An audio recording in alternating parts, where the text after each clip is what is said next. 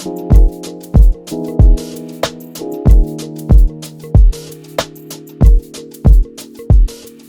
back to the ZRLive podcast. I'm here with my co-host today. Co-host Jaden. And our lovely guest, I'll let her introduce herself. Hi guys, I'm Lulu. So today we're talking about creating in a cost of living crisis. So maybe you can just tell the listeners who you are, what you do. I'm Lulu. I'm a singer-songwriter from Southeast London. Yeah. Obviously, like you're quite young and it's been like early in your career, but like how would you describe your journey in your career so far? I think it's gone a lot quicker than I thought it would be. Obviously, we're in the age of social media, which helps, I think, in my field specifically, because, you know, people want to know you've got buzz, and as long as people like you and want to listen to you, then it helps with the music, obviously. But in terms of the journey, I feel like it's aged me a little bit. Yeah, you say I'm young, but I feel like I've had to be a lot more matured than I would be allowed to be, especially in the field that I'm in. There's a lot of business that I have to try and stay on top of. So yeah, I would say that's a journey that ages you. Yeah. Interesting. Like, can you go a little bit more into like what it is that you feel may have aged you? Is it like challenges, or I don't know, like you said, like the industry, you've had to like stay on top of like business things. Like, can you go into that a little bit more? I think it's just understanding. So obviously I'm with an indie, so it's important that I understand like what I've signed and the commitments that I'm agreeing to. And I think also trying to manage the part where it's like a passion, but at the same time you want to earn from it as well. So putting a price and a value on your art to ensure that you can live in this economy. I think that's been something that has had to be in the forefront of my mind a lot more than usual. Like, I'm not like a hippie that's, you know, freely doing what I love. Yeah. Like, I have to be a bit smart with the decisions I'm making. So yeah. It can become like quite serious quite quickly, I think. Literally. Yeah. Oh my gosh, yeah. people- Nothing's funny anymore. Yeah. Do you think that's affected how you view the music industry then? Because like a lot of people, obviously they do it as a hobby or they do it for fun, and then now they want to try and pursue it as a real kind of vocation. Yeah. Does that change kind of how you feel about it? I think sometimes it can, because it's like it's like any job that you take eventually at that point, right? It's like committing to it, even though the hours are like long or sometimes inconvenient. You know, I go to different studios in different locations that are sometimes far from me, and it's like, you know, you're trying to still find the passion in all those maybe long journeys that you're taking en route. So it's been difficult to I guess find the love every time that, you know, you feel it sinking. Yeah.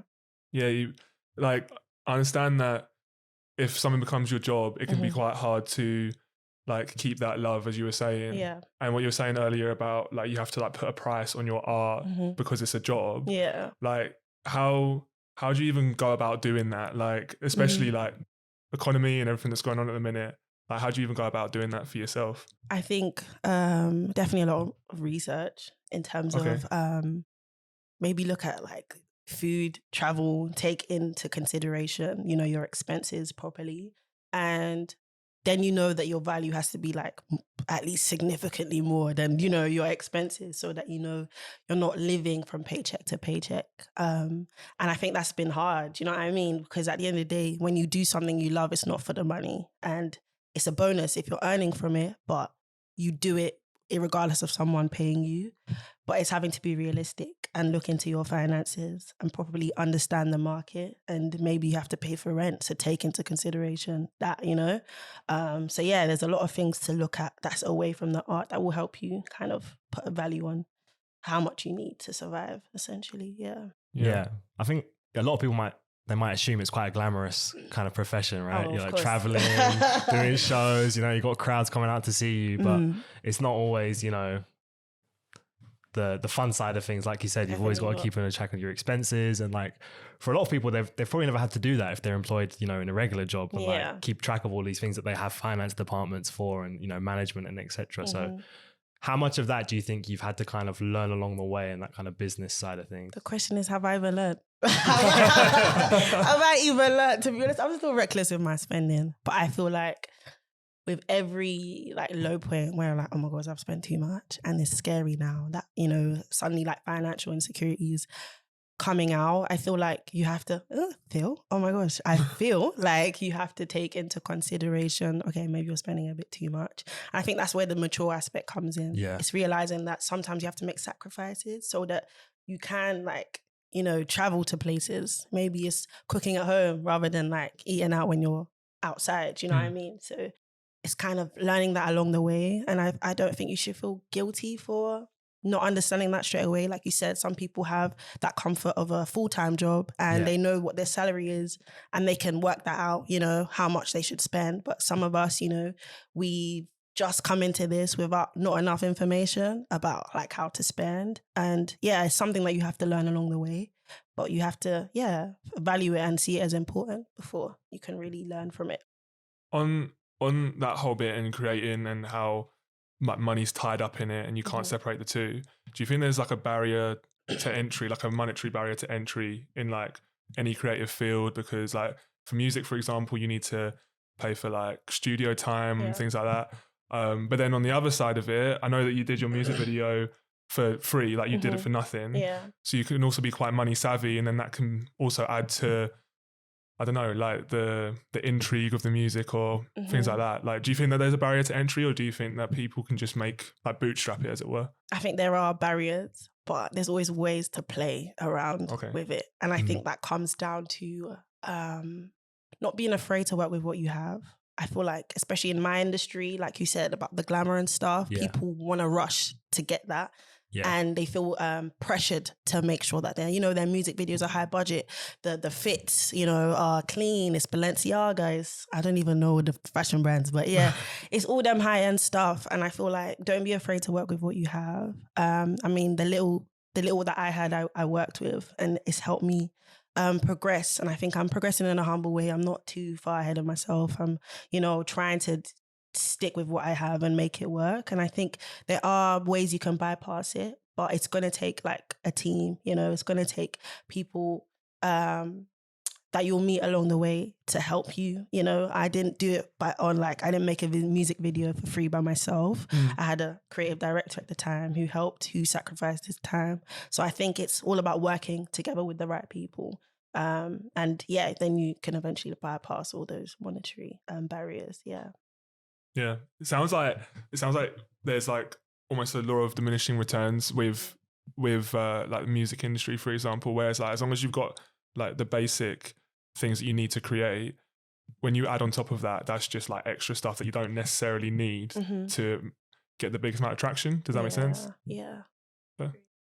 Yeah, I think a lot of people, when they start out maybe in the creative industries or specifically in music, they have these kind of grandiose ideas around what it's going to be like, right? And what being a full-time musician is, or a singer-songwriter is. But how do you feel about where you are now in kind of relation to when you started and you had your aspirations and your goals about where you want to be? I think one thing for me is I try not to, it's so bad, but I don't have like crazy aspirations, because I think for me, it's a blessing to even be in the position that I am all the time, like to be able to do music, to have someone who's, you know, paying for all of that stuff. I think it's a blessing to have. And I always try to kind of compare it to where I have been, whereas like I didn't have that the luxury when I started. So it's like, I think there's a level of, okay, you know, you want to win the Grammys. You want people like 10 billion streams on your album. I don't know how people might assess their growth, but for me, I think it's always looking at, okay,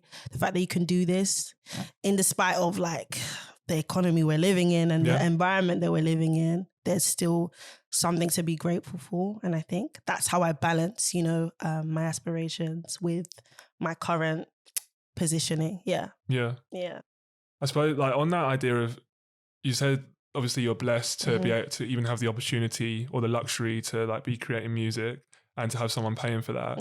So do you need to keep that in mind when you're making music? Is the art entirely just what you want to make, or obviously like you need to put food on the table and it's got to pay? So does that come into the art making process as well, the music making process as well? In terms of like wanting to create bangers, like that thing. Yeah, I mean, So like I can- you hear about it, right? Yeah. You hear about like selling out. I'm not saying that anything like that, but you hear about certain Can I say I'm people. sold out? I mean, the boot fits, man. Sign. No, but you know, you get like these, I don't know, underground rappers, and they Yeah. make a radio tune which isn't that great, and then the whole fan base is like, "What's going on?" Da da da. Yeah. And I'm not saying that. I'm just saying, how does that idea of making money come into when you're trying to make art, or can you like balance the two when you're actually doing the making of the art? Do you know what I mean? I think for me, it doesn't really like, it's not the first thing I think about when I'm writing a song. And I think that's a good thing, because then that's when like I'm putting my heart into it and not my like mind and, you know, what I can get. Because I feel like what I get from art already is, you know, it's fulfilling. And I think that's enough. And sometimes that is a naive mindset because, you know, like I said, in the world we're living in, it's very difficult not to think about like the money aspect of things. But I would say that's not something that's on the forefront of my mind. But at the same time, I have people who help me decide which songs work, and that's their job. Do you know what I mean? Right. So I don't have to think about if it's a banger or not. Like, I love all my songs, well, to an extent. But I think when we're choosing to select what comes out, there's other people who think about the money aspect. So, yeah. So even in that, has there been a time where like you want to put out this song and they're like, oh no, we need to like focus on these ones instead, or like... Has there been a time? I feel like, yes, there has been, but at the same time, it's one thing where I also choose whether I really, really like the song in the first place. Okay. Because that's important. Because for me, I'm someone that's very stubborn, so I can fight for anything if I really want it, you know? But there's never been a point where they've never made like a valid excuse or reason as to why this shouldn't be the song that we should put out next. And as you progress, you also understand like, okay, how things are meant to kind of shape and work for you in terms of putting your best foot forward. Like, because again, that's up to them. Like my manager, who's also helping me decide stuff, he wants to ensure that I can live, do you know what I mean, and survive in this economy. And so it's important that I'm taking their advice too. Yeah. When I said to you, like, it's not on the forefront of my mind. And so, yeah. No, that's good. Somebody told me recently you had your very first show. Who told you? And why weren't you there? You got me. How was it? Man? It was great, man. The turnout was crazy. So yeah, it was good. Yeah. Do you want more? Yeah, tell us, man. Tell us. Yeah, it's the first time I'd performed any of the songs, and for me, it was like a lot had gone wrong around it. I was losing my voice. I broke my nail. Like I was bleeding. You know, like anything that happens on a normal day happened, and yeah, I was very like nervous, I would say, but I think just going up there, it adds another layer to like why you love it, right? It's being able to share the music, but sharing it live is like a different feeling. And for me, it was like, yeah, it was just crazy. Was that like a validating feeling, like seeing people that have come to listen to your music? Yeah, because I didn't think anyone would come, and I hope no one would come. Honestly, I was like, if the room is empty, I'm cool. Do you know what I mean? Like, I'm good.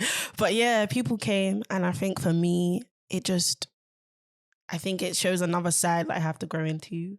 And like you're talking about like earning money, that's another side of music that, you know, it's important that you get better at, just so that you're increasing, you know, your income and stuff like that. So yeah, I'd love to be able to do more of it. Yeah. So you enjoyed like the live show experience, and you want to do that more? Like being on stage? I do. I wouldn't say I love the nerves that I get, but it's like, you know, when you're on a date and you like the person and, you know, you want it to be good. So it's like those nerves, innit? Where it's like, yeah, you want, it's the fact that you really want it to be good. That's those type of nerves, and I like those nerves, yeah. Were there any like, in doing the live show, were there any like financial implications in that? Like, obviously there were things going wrong, like your nail and everything like that, but was there any like monetary things that could have gone wrong as well? Not really. I think my manager budgets really well. Right. I mean, like, he's always like, there's things we can save on to not, you know, put too much in. And then we had like money to use for the live show. So yeah, it went a lot smoothly then what's it called? For my first time, it went pretty smooth, to be honest. Yeah. I can imagine it can be quite daunting, like your very first show. Like you're wondering who's gonna turn up, what's it gonna be like. And you're saying these are songs you perform for the first time, like to an audience. So how was it managing the nerves, would you say? I think one thing about me is I always overestimate how badly things can go. And then every time, like, it's all right. Like, it's just okay. So I was like, I think, it was definitely like, it was decent. It was more than decent. It was amazing. So, yeah. I feel like you hear a lot of stories of artists or music, like actually artists in any kind of creative field, anytime they're about to like release something or like put something out there, there's always the bit beforehand where you're like, what if this just falls flat, or what if no one shows up? And so maybe that's just like an artist thing as well in general. Like you just don't know whether it's going to be hitting, and then you're like pleasantly surprised. Yeah. But then I suppose also if you get like the gratification from just making it in the first place, then there's that side as well. Yeah, I think unfortunately that does wear off though. Unfortunately, it does wear off because you have those songs for months. Okay.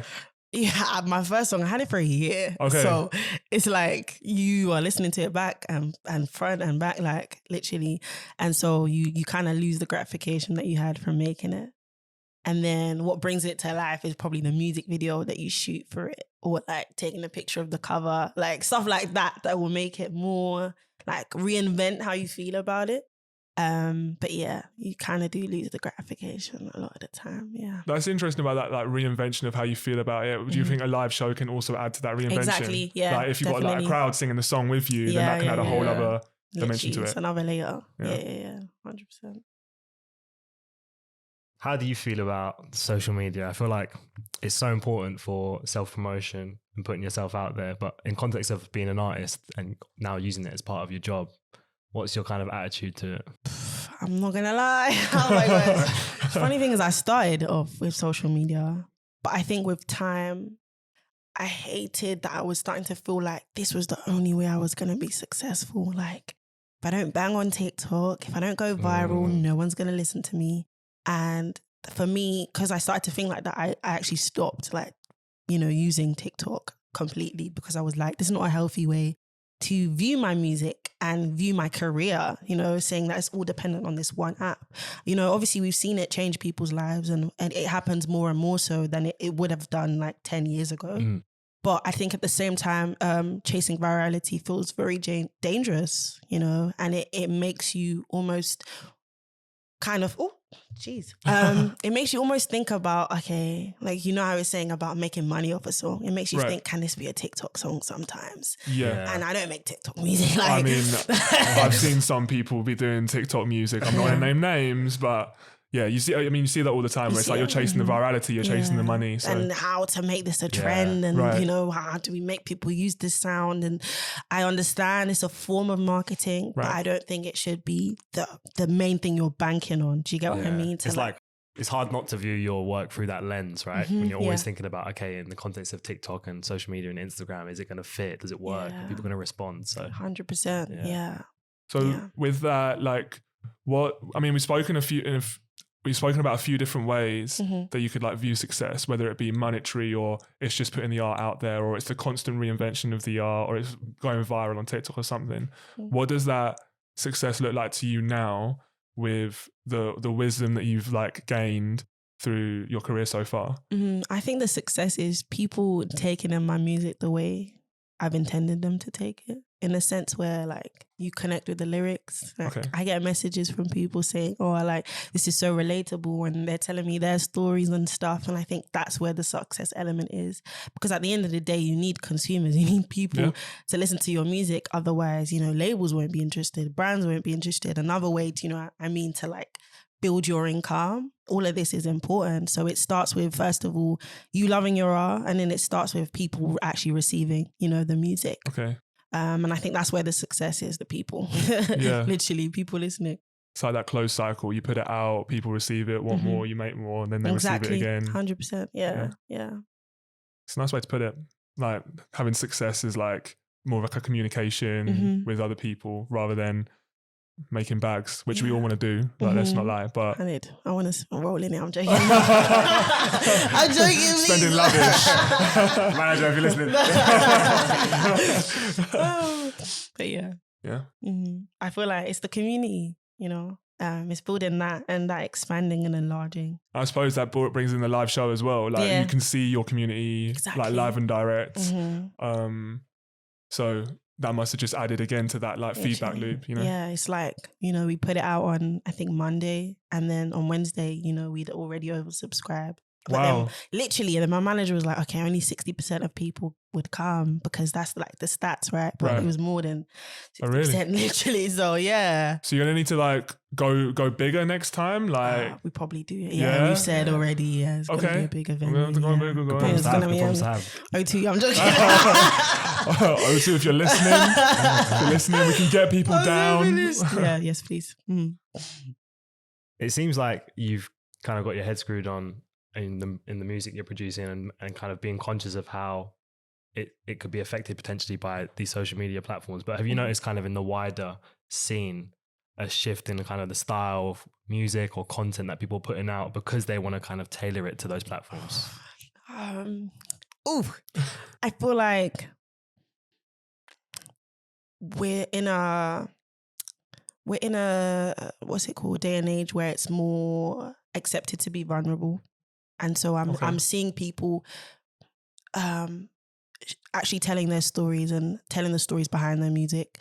And I think that helps. It's the authenticity, it's being genuine that people use to like push their art as well. Because it's like, at the end of the day, if you're taking your art, you're accepting me. And it's important that you know the artist's story and you know where they come from and what has inspired the music. So I think people are starting to use their stories a lot more to gain traction and to build their fan base and, you know, their audiences.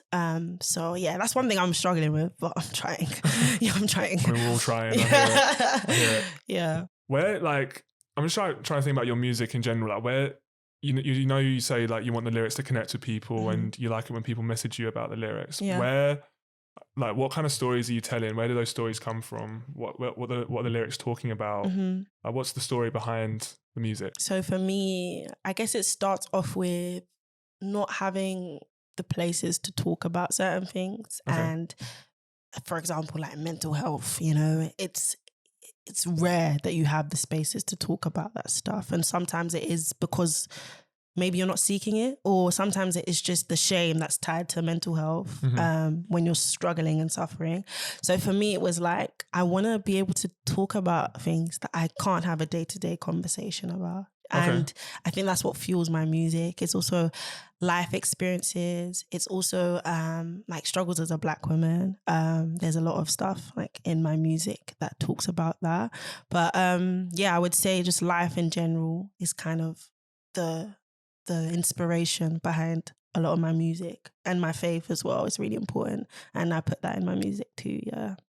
So it sounds like your music can come from struggle, like adversities that you've had in the past. Yeah. Do you think that given everything that's going on at the minute, like music will be able to provide that kind of space? Like given the struggles that Gen Z are going through at the minute, do you think that music will be able to give Gen Z that space to talk about the struggles they're going through at the minute in future? I think it should. Okay. I think it will, but I think it's important that it does.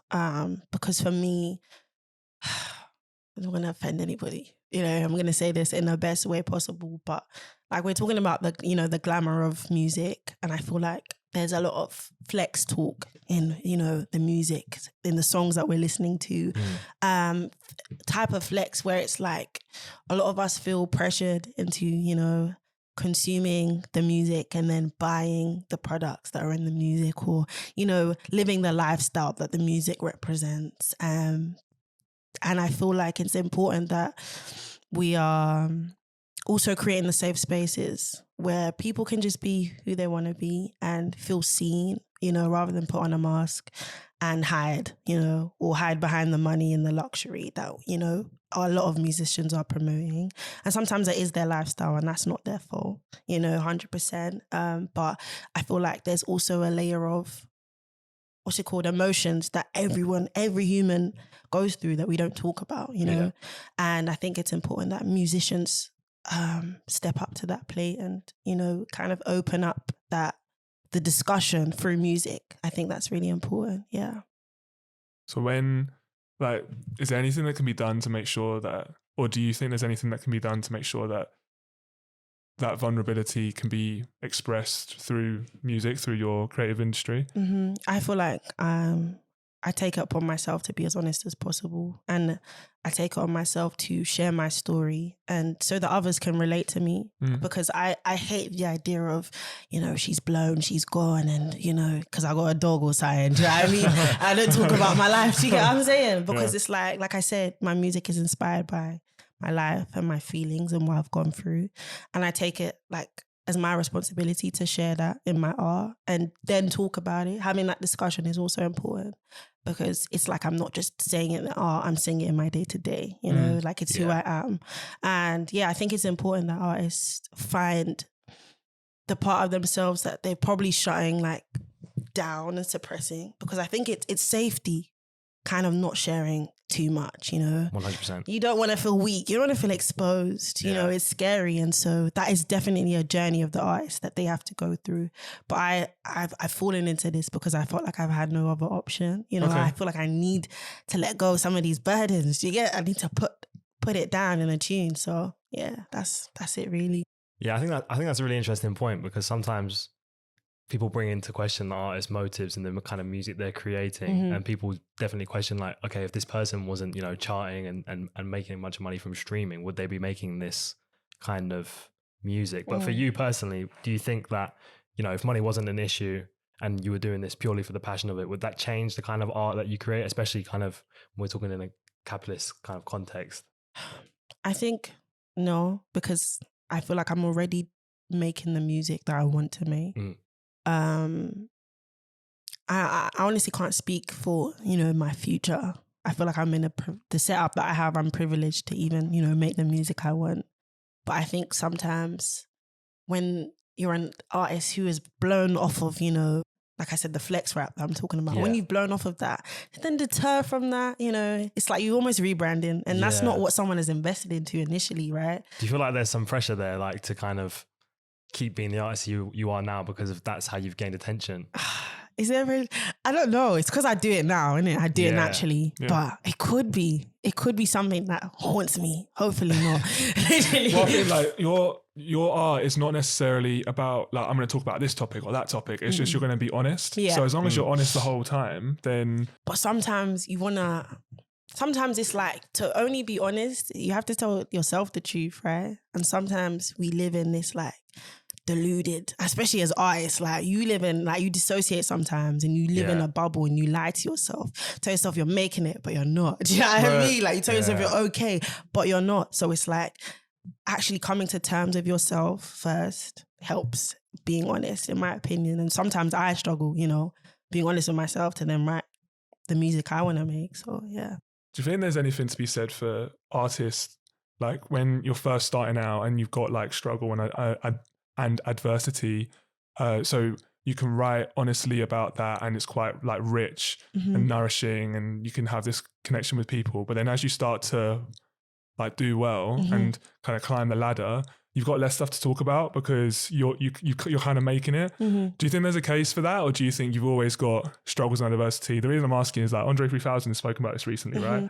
He's like, what am I going to rap about now? And I don't know, I just thought that was interesting. And as you're talking about singing or making music about your struggles, adversity, do you think that the amount of content that you can make art about will like diminish as you go forward?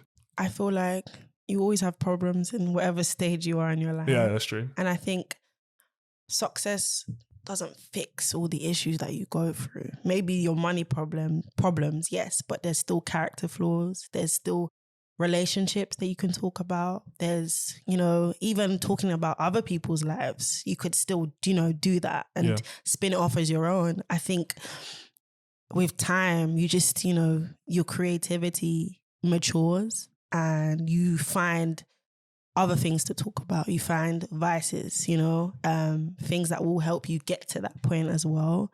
But yeah, I think I do worry sometimes. I'm like, what am I going to struggle about if I'm good? You know what I mean? If I'm comfortable. But like I said, it doesn't take away a lot of like the inherent issues that I have. Do you know what I mean? And I think that would be the time to dig deep and kind of figure out what I want to say, if there is anything to say at that point. Yeah. So do you think that making music about like your feelings, as you were just saying, it's more like cathartic? You're never going to like deal, in inverted commas, with those feelings, and they're never going to be gone, but it helps you to like live with them in a way? Yeah, definitely. I think so, yeah. Nice. Sweet. You've collaborated with your other artists and brands in the past. How's that been for you? So it's an interesting world, I think. No, for me, it's like, okay, it's music, you know, but then it's not just music, is it? You know, there's other things to branch into. And I feel like for me, that's when I feel like, I think at that point, it's like, okay, there's other avenues, which excites me, because it's like I was saying earlier, I'm a singer-songwriter, but it's scary that it's all I do. Do you know what I mean? Because I'm the type of person that likes to dip my toes in little different things. And because I have curiosity, I have genuine interest in different areas. And it's like, as an artist, if you wear clothes that you like, of course you want to work with, do you know what I mean? Work with the brands that you like. So I think it's exciting that my career is allowing me to expand in different avenues and explore different sides of the creative industry. Yeah. And like, again, I'm going to keep coming back to like the same question. Like, how much of that opportunity would come into your decisions, not necessarily about like writing the songs, but maybe into other factors, I don't know, with management or what songs are released when? And because like the creative process isn't necessarily, I mean, maybe it is. Is it just making that song and then that's kind of like what will be, or is it sounds a lot more complicated and a lot longer than that. So how much those opportunities with brands or collaborations or anything, do they play in your mind at all about that process, within that process? Not really. I feel like at the level I'm doing it now, it's not something that takes a lot of, thought. I think the main thing is, for example, like I'm doing an interview right now. The main thing is I carry myself well and I'm honest. And for then that to translate into the music, like there's nothing that's disconnected. Right. What you get in my music is what you get in a conversation. Yeah. So I think that's the only thing that's important to me. Obviously they're a brand, but I'm also a brand. So how I'm carrying myself wearing their clothes, it should be, exactly the same as my music and the conversations that you have with me. So yeah. Don't know if you want to say this, but any dream collaborations? Any that you got your eye on? Just in case there's folks listening. Do you know what? Probably Nike, okay. Adidas, yeah. Oh, Asics. Okay. I love you guys, please. I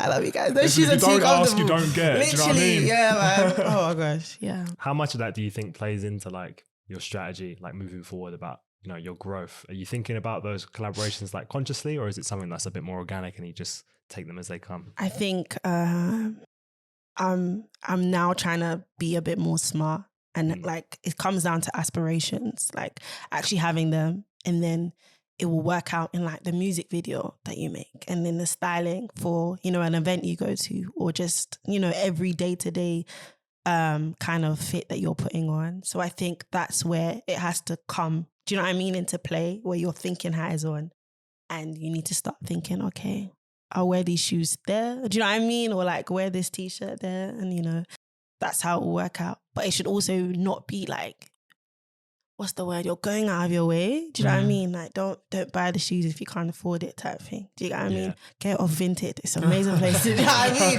None of that full price. No one's doing that anymore. Do you know what I'm saying? Get off Vinted, get off Depop. I'm a champion for these lots. So yeah. Okay. Please don't break your bank. So what are your like goals and aspirations like right now? I know that they can change over time, but in the position that your career is in at the minute, what are you looking goals towards? And aspirations. I think I want to do more performances. Okay. Yeah, and I want to be a supporting act. O2? If we're bringing it up again, sure. Yeah. But yeah, I want to do more performances. Okay. I feel like connecting with the audience, because I love talking to people, and I like to pretend I don't, but I do, because it's important to just hear people out. I think I hate feeling disconnected to the people that listen to my music. I hate feeling disconnected to someone that could potentially listen to my music later on. Like, I just love like in person experiences. And I think live is just an amazing way to showcase your music. Yeah. And connect with people at the same time. Yeah. So more live shows. Yeah. More connection with people. Yeah. It's that idea of community, like you said before, and working with others. I think that's really important. And is that something that you think you've been conscious of, or it's something that's come as a consequence of kind of your music and what you want to write about? I think starting off, I was really lonely in like pursuing music. I had no one, and I had to build that off of social media.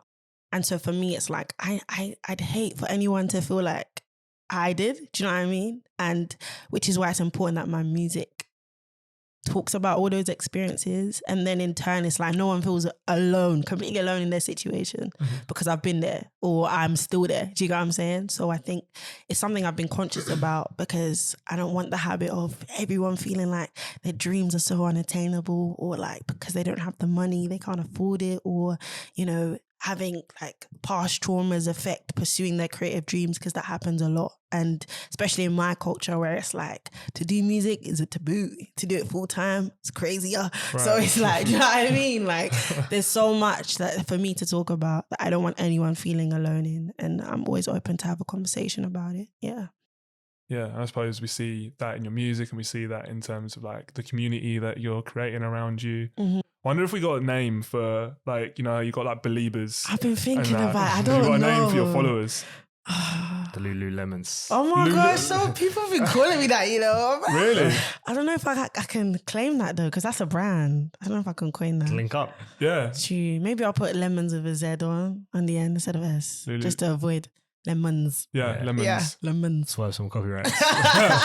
Yeah. Oh gosh, that's so cute. I'm gonna take that. Thank you. Heard it here first. I'll send you the invoice. It's like exclusive. Oh my gosh, nah, 10%. I think another thing we wanted to talk about is like we're seeing more and more now artists are becoming more multifaceted and delving into different areas outside of just music.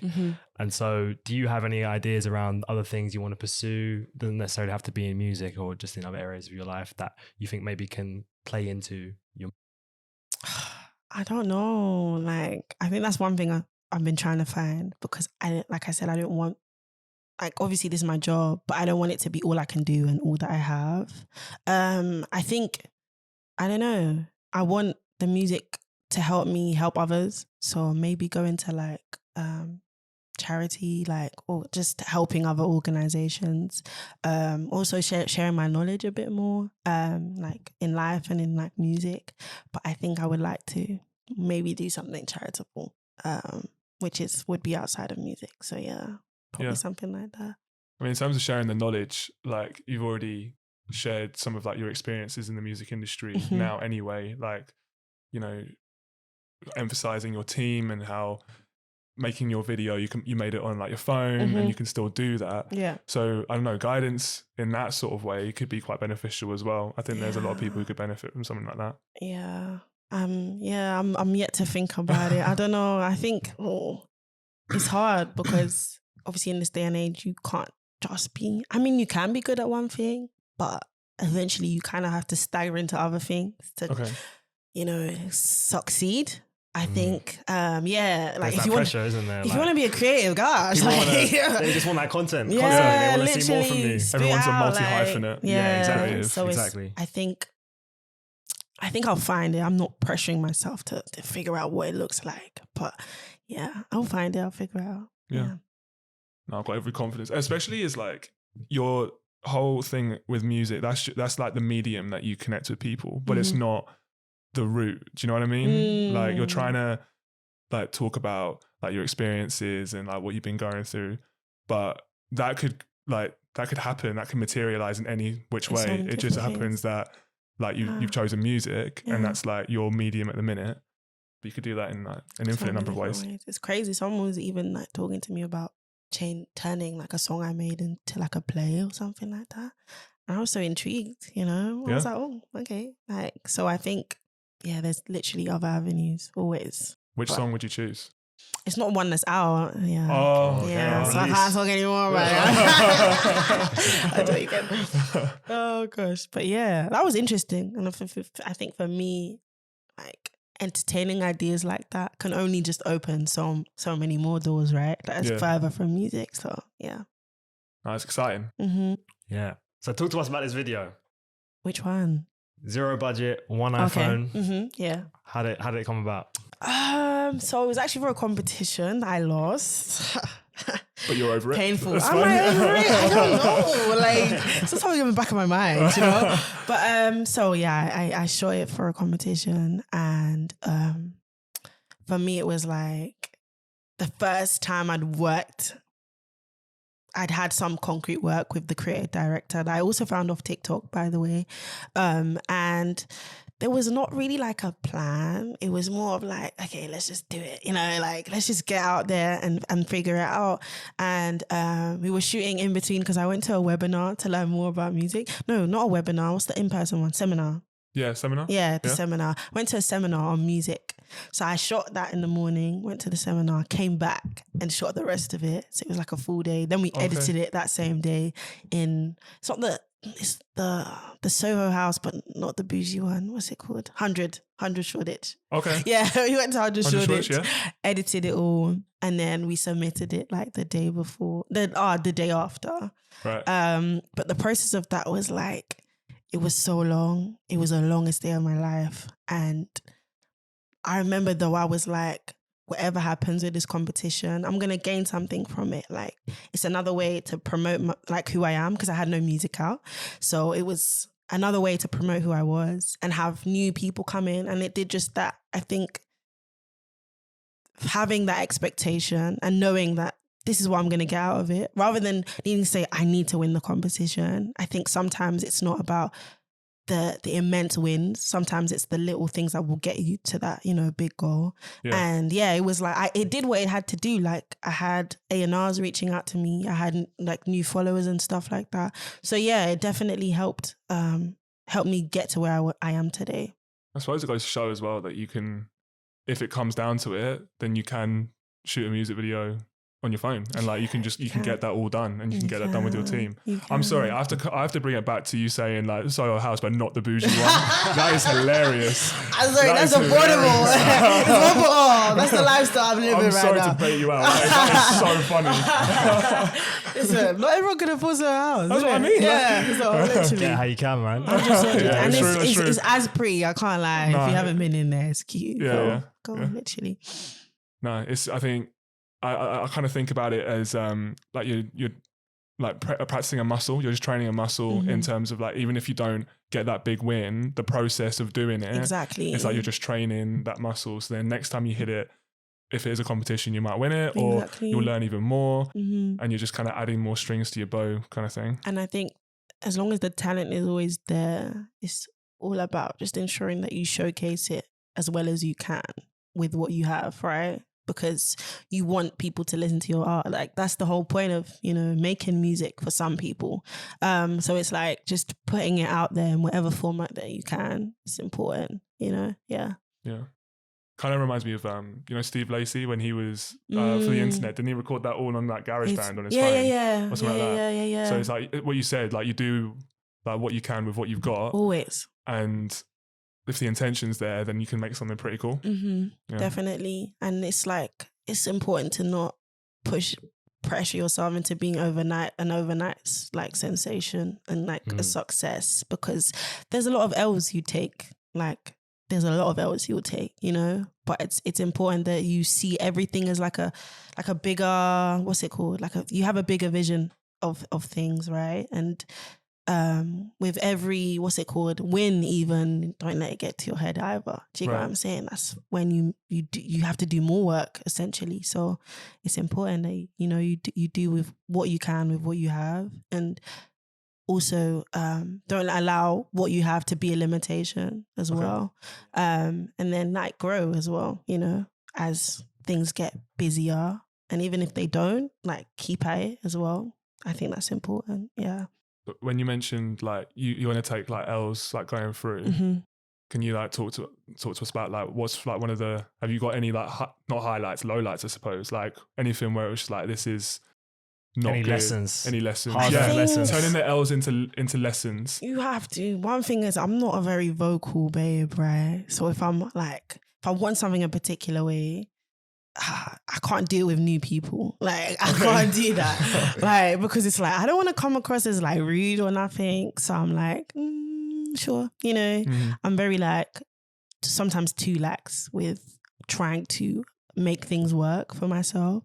So I think that's the hardest thing. So that's why I don't really expose myself to like getting to know new people, because it's like, that's another relationship I'm gonna have to figure out.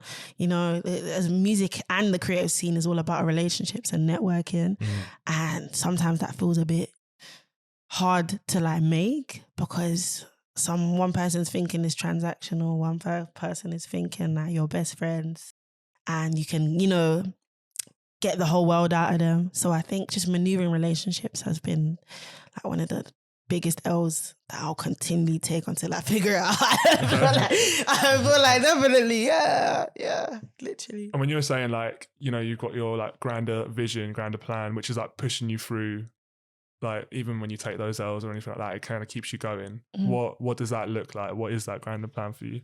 I think the grander plan is having like my music heard like across the world, but that in turn helping me live comfortably. You know, my mum was asking me the other day, and I don't think it was a question with good intentions, but she's like, when you marry, what? Will you still be doing this music thing? And I was like, well, I don't know. Yeah, probably. Literally, but hers is probably like the financial side of it. Like, will it sustain? Do you know what I mean? Like buying the house together. Will it sustain eventually like having kids and stuff like that? And so that's why I'm trying to think of like the monetary aspect a lot more, because it's like for the future that I'm trying to build in a sense where I can live comfortably off this. Yeah. Fingers crossed I'll get to that point. So that's the big vision and plan. Yeah. Speaking of that, how has the support been from like friends and family? And I know especially like when you're trying to pursue creative endeavors, you might not get the biggest support, especially when we're talking about, you know, Black African Caribbean families. So how's that been for you? So my parents are Nigerian. So yeah, I think the support hasn't been like the 100% that I need it to be. And the other day I was thinking like, I wish I had, you know, this TV show Empire. Like, I wish I had the musical family where my mom's my manager, dad's bossing, you know what I mean, the keyboard, and he's producing. Like, I wish, because it'd be so much cheaper as well. But the support hasn't been there. But I feel like they're trying to understand. And sometimes it's like we're taking steps forward and it's like steps back, because again, the financial security, that's all parents wish for their children. And so I understand why they're struggling to see this as a feasible career path, because I'm not making millions for them to be like comfortably, do you know what I mean? Chilling, and, you know, I haven't bought them a house. You know what I mean? To show that. Do you know what I mean? It's things like that prove kind of that I'm going to be okay. And I'm like pursuing a path that will allow them to sleep well at night and I'm not struggling. Yeah. But yeah, at the same time, it's like you want them to trust that you're making the right decision for yourself. And that in turn, like, because it's something that you love and you're working at to get better, like you will get the life that you know, they are wishing for you and you want for yourself. So yeah. It seems like that life that parents can sometimes wish for their like creative kids can be like monetary. It can be very heavily like you need to be earning X amount. Sorry. Do you think that that's like consistent across the whole creative space? Do you think that there's any way to like reconcile that with like being an artist? Do you think like, I don't know, how do you even deal with that? Like, I think there's no way to, because it's always in your face, you know, you wake up, you come home, you see all your, you know, TFL transactions. You see, like, reality is always hitting. Do you get what I'm saying?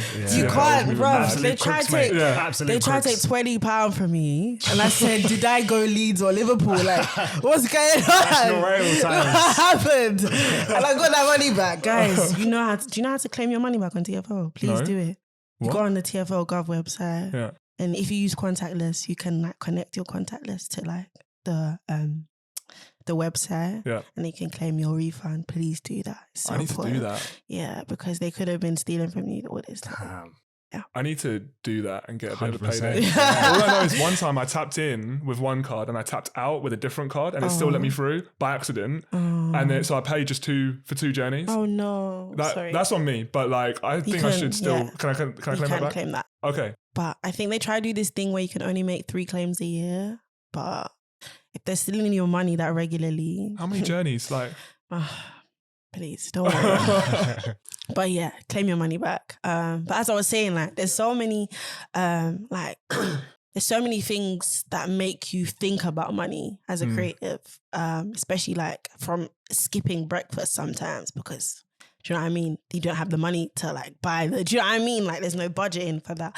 So I feel like it's very hard to not have that consciously like in the back of your mind. So it's something that it's something that will always be there, unfortunately. But I guess you can make, you know, I mean, the other decisions that you need to make it work. Possibly taking another job to make ends meet. Do you know what I mean? It's all those little sacrifices that are so unfortunate and can sometimes kill the passion of life in general. Right. But yeah, it's always going to be a reality until, you know, you're a rich babe. Yeah. Do you think that resourcefulness is like important when you're starting out? Like, and just budgeting and figuring out, you know, how can we make the most of the resources that I've got right now? Yeah, it's so important. I feel like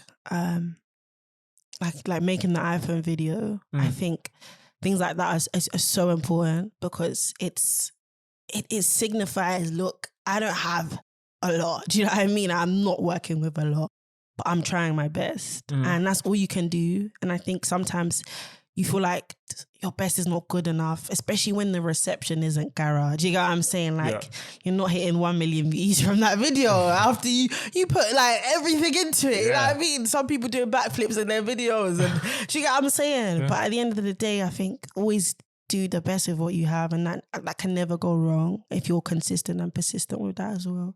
Do you think like I don't know what to call it, the aesthetic or the knowledge that, for example, that music video was just shot on your phone. Do you think that was like, that made it better received from like the people, from your listeners? Do you know what I mean? Do you think they were like, oh, this is so cool because I could do this. Like, I've got my phone, I could make this music video. This could be me. Maybe. I didn't think of it like that, actually. Sometimes I cringe at that video though. Oh, really? Why? Because I look so young. I look like a baby. But people can appreciate the intention. That's what I mean. Yeah. You know what I mean? I think so too. And I remember people telling it back to me, and they made it seem so crazy. Like, shot with your iPhone, like that's like amazing. Do you know what I mean? Like, proper congratulating me for taking that step.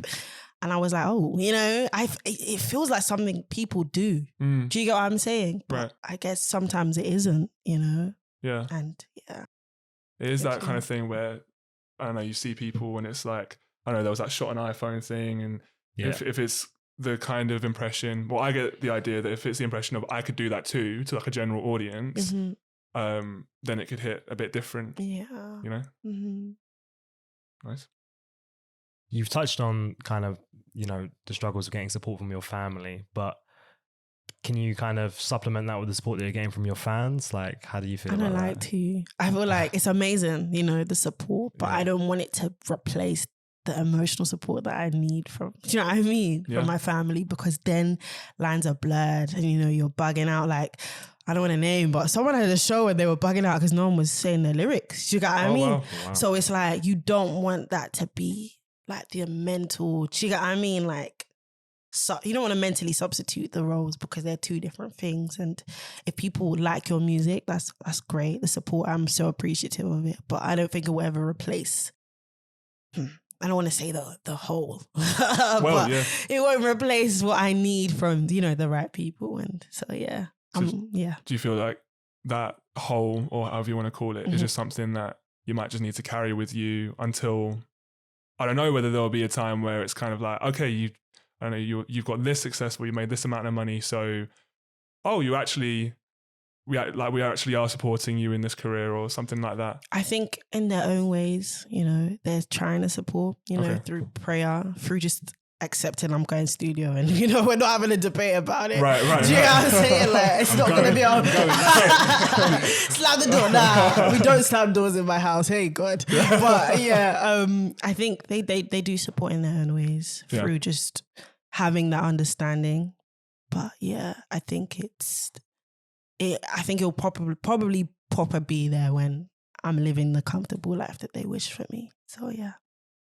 Yeah, I think it comes from a good place, but it can just... I think it's more difficult because I left my corporate job as well. Oh. So it's like, damn, they're like, why would you make such a decision? Do you know what I mean? Why would you leave financial security and stability for an industry that they have never heard of properly? Yeah. Do you know what I mean? So it's like, it's hard to come to terms with. I don't blame them. It's interesting, like that, the idea of financial stability and like security when we're in a cost of living crisis and it doesn't seem to be getting much better. So it seems like the goalpost is always shifting. Like what is that number going to be? Where it's like, okay, I've got here and I've got here being creative. Like I'm good, or like I'm comfortable. Like, I don't know. Do you think that creatives need to deal with that constant shifting goalpost? I think that's when, you know, looking at expenses and stuff. And obviously in the economy, it's crazy to buy a house right now.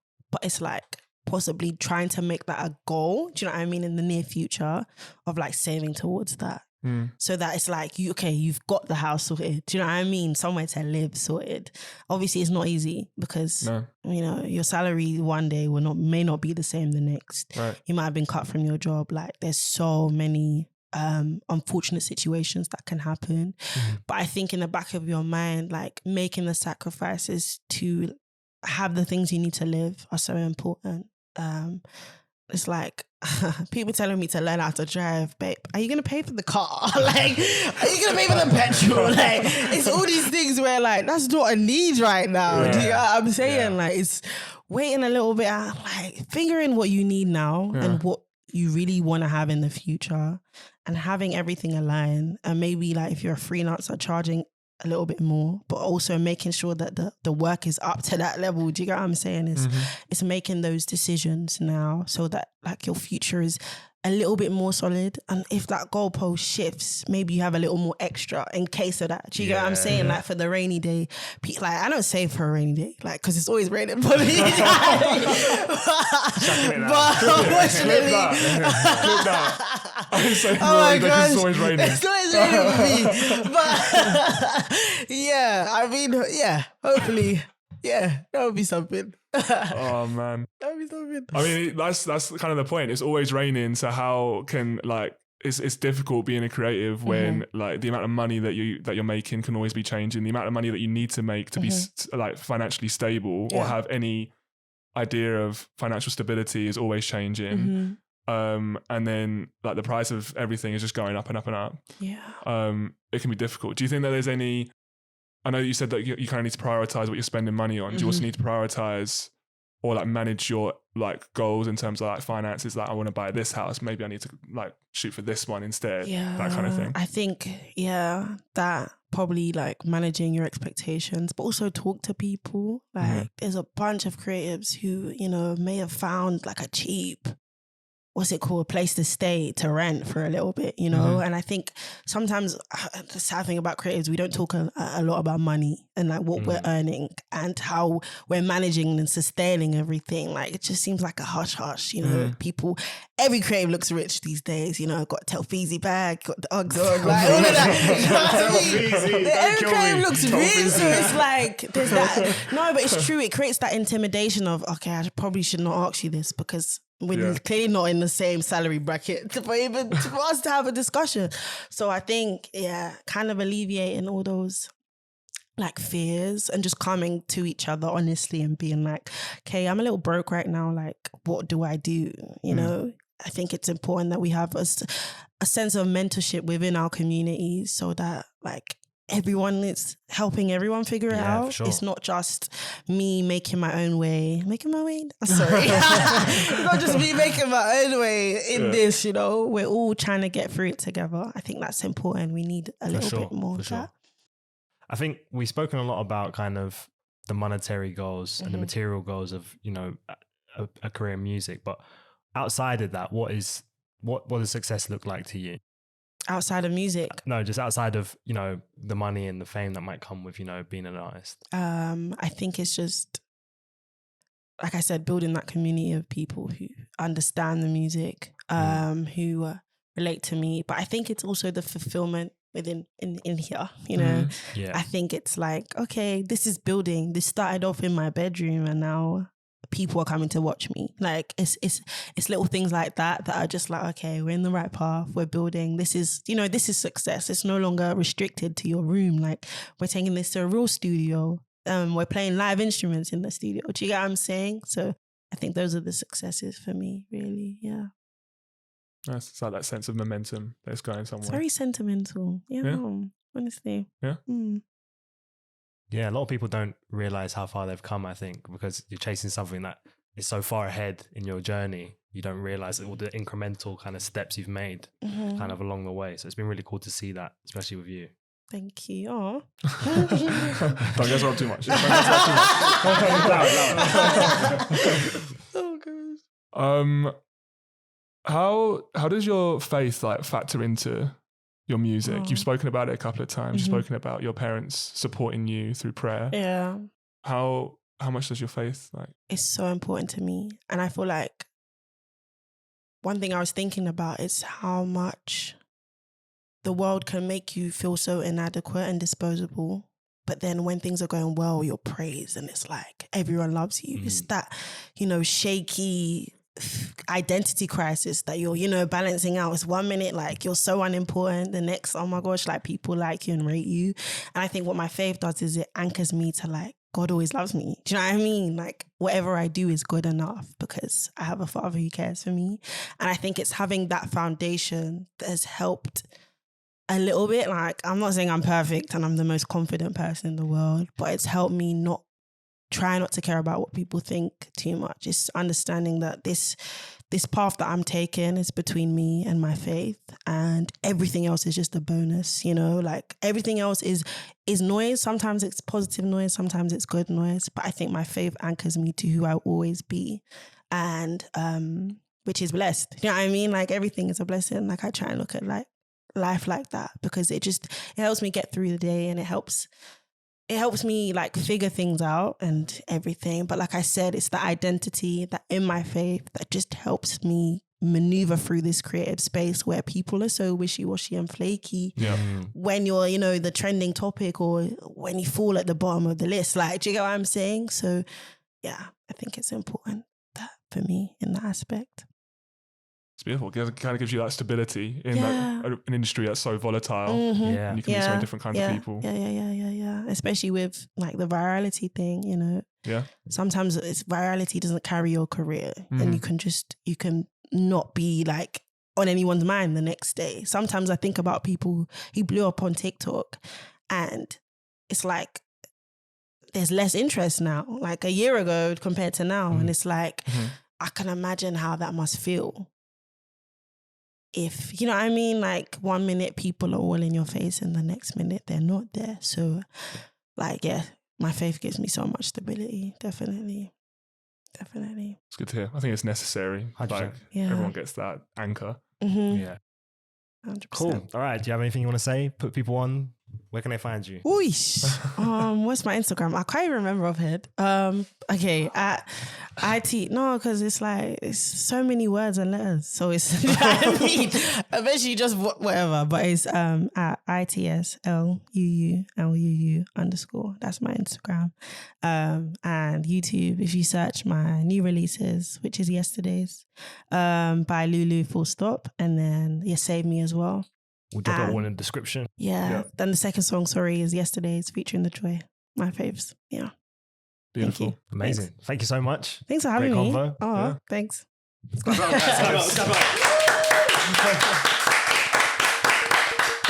go.